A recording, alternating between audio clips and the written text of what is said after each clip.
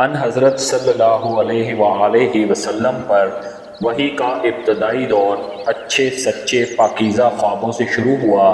آپ خواب میں جو کچھ دیکھتے وہ صبح کی روشنی کی طرح صحیح اور سچا ثابت ہوتا۔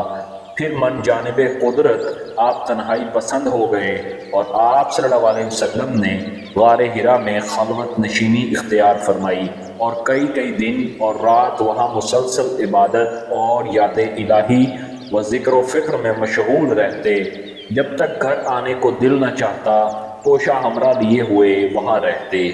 توشہ ختم ہونے پر ہی اہلیہ محترمہ حضرت خدیجہ رضی اللہ عنہا کے پاس تشریف لاتے اور کچھ توشہ ہمراہ لے کر پھر وہاں جا کر خلوت گزیں ہو جاتے۔ یہی طریقہ جاری رہا یہاں تک کہ آپ پر حق منکشف ہو گیا اور آپ غار حرا ہی میں قیام پذیر تھے کہ اچانک حضرت جبرائیل علیہ السلام آپ کے پاس حاضر ہوئے اور کہنے لگے کہ اے محمد پڑھو۔ آپ فرماتے ہیں کہ میں نے کہا کہ میں پڑھنا نہیں جانتا۔ آپ صلی اللہ علیہ وسلم فرماتے ہیں کہ فرشتے نے مجھے پکڑ کر اتنے زور سے بھینچا کہ میری طاقت جواب دے گئی، پھر مجھے چھوڑ کر کہا کہ پڑھو۔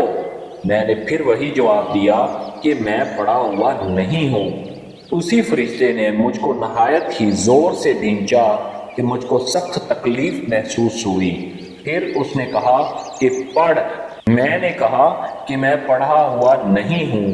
فرشتے نے تیسری بار مجھ کو پکڑا اور تیسری مرتبہ پھر مجھ کو بھینچا، پھر مجھے چھوڑ دیا اور کہنے لگا کہ پڑھو اپنے رب کے نام کی مدد سے جس نے پیدا کیا اور انسان کو خون کی پھٹکی سے بنایا۔ پڑھو آپ کا رب بہت ہی مہربانیاں کرنے والا ہے۔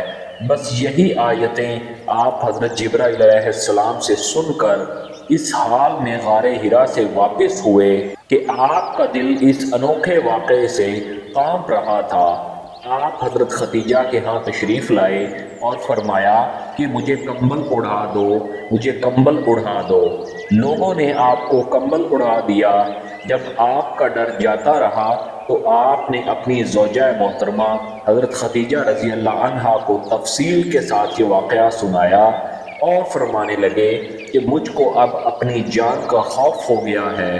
آپ کی اہلیہ محترمہ حضرت خدیجہ رضی اللہ عنہا نے آپ کی ڈھارس بندھائی اور کہا کہ آپ کا خیال صحیح نہیں ہے، خدا کی قسم آپ کو اللہ کبھی رسوا نہیں کرے گا، آپ تو اخلاق فاضلہ کے مالک ہیں، آپ تو کنبہ پرور ہیں، بے قصوں کا بوجھ اپنے سر پر رکھ لیتے ہیں، مفلسوں کے لیے آپ کماتے ہیں، مہمان نوازی میں آپ بے مثال ہیں اور مشکل وقت میں آپ امر حق کا ساتھ دیتے ہیں۔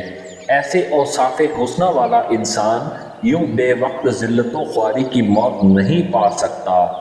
پھر مزید تسلی کے لیے حضرت خدیجہ رضی اللہ عنہا آپ صلی اللہ علیہ وسلم کو ورقہ بن نوفل کے پاس لے گئیں جو ان کے چچا زاد بھائی تھے اور زمانہ جاہلیت میں نصرانی مذہب اختیار کر چکے تھے اور عبرانی زبان کے کاتب تھے، چنانچہ انجیل کو بھی حسب منشاء خداوندی عبرانی زبان میں لکھا کرتے تھے۔ انجیل سریانی زبان میں نازل ہوئی تھی، پھر اس کا ترجمہ عبرانی زبان میں ہوا، ورقہ اسی کو لکھتے تھے۔